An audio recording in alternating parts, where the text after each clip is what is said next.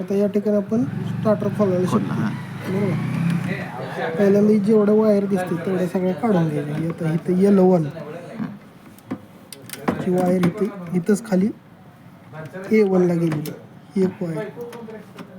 दुसरी वायर इथं L3 मधनं इथं 96 नंबरला हो दिसते दिसते. तिथून इथपर्यंत ही पण वायर आपण बाजूला काढून घ्यायची. त्याच्यानंतर ना आपण इथं 4 स्क्रू आहेत, हे 4 स्क्रू लूज करायचं, लूज करून घ्यायचे. पूर्ण काढायचे लूज करायचे. चल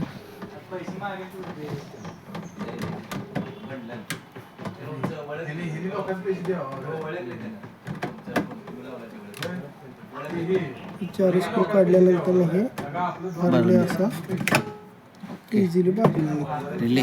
त्याच्यानंतर ना राहिलेली ही जी वायर आहे 13 नंबरपासून इकडं A2 ला आली.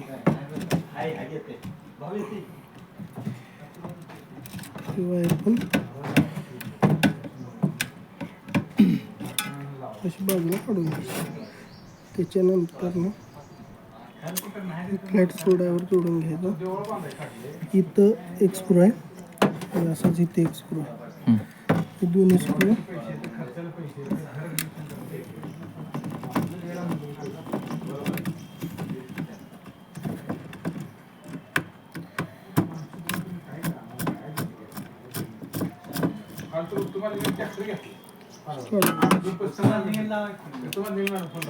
त्याच्यानंतर हे काढून हे साईडला ठेवायचं. ही कॉईल अशी निघत नाही किती पण अशी लॉक असते, ह्याला हलवून अशी दाबून हलवून काढायची. ही वायर अशी निघते. स्प्रिंग ह्यात पाहिजे. हां बरोबर आहे, आत पाहिजे. अडकल्या असल्या ह्याच्यात वगैरे तर ती काढून घ्यायच्या. पण स्प्रिंगा बसून हे स्टार्टर चालत नाही. झालं असं सगळ्यात पूर्ण स्टार्टर खोलला. ह्याच्यामध्ये 2 स्प्रिंगा पाहिजेत, 1 2 3 वायर पाहिजेत, कॉईल,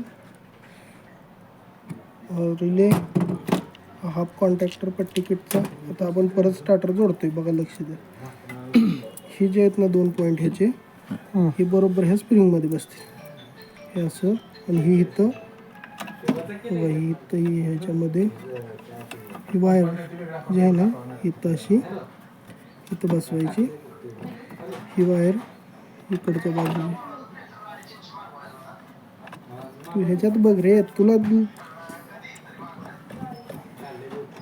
इथं सरळ करून घ्यायचं. पट्टी बसवायचं आधी. हे आडवं असेल तर ही पण सरळ करून घ्यायची स्क्रू.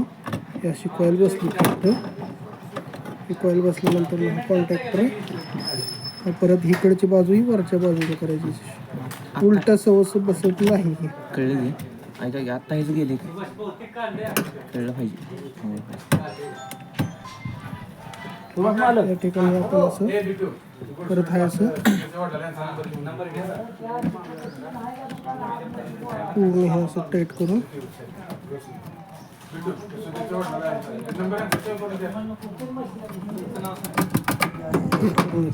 त्याच्यानंतर ना ही जी 13 नंबर आणि A2 ची पहिल्यांदा सगळ्यात आधी ही बसवून घ्यायची वायर. ही विसरायची नाही कधी.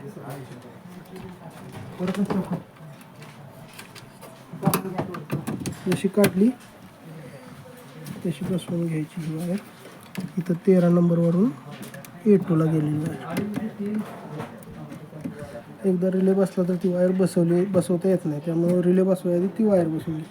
त्याच्यानंतर ना सेकंड पार्ट आहे तो हा रिलेचा. हे 4 स्क्रूमध्ये असे व्यवस्थित बसवून घ्यायचे. असं फिट पकडायचं असं इथून इथपर्यंत असं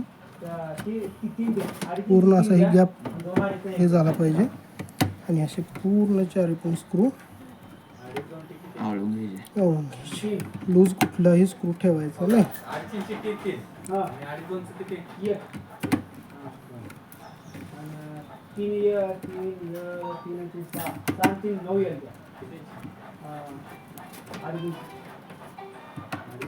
त्याच्यानंतर ना ही वायर छोटीशी आपण जी L1 मधून काढली होती, L1 मधून A1 ला त्याच्याच खाली येते ही वायर. इथून इथपर्यंत येते. असं टाईट करून घ्यायचं सगळं.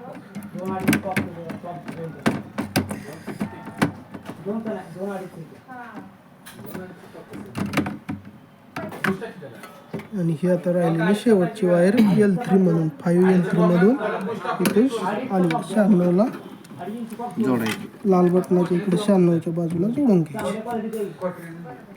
अशा पद्धतीने हे स्टार्टर बरोबर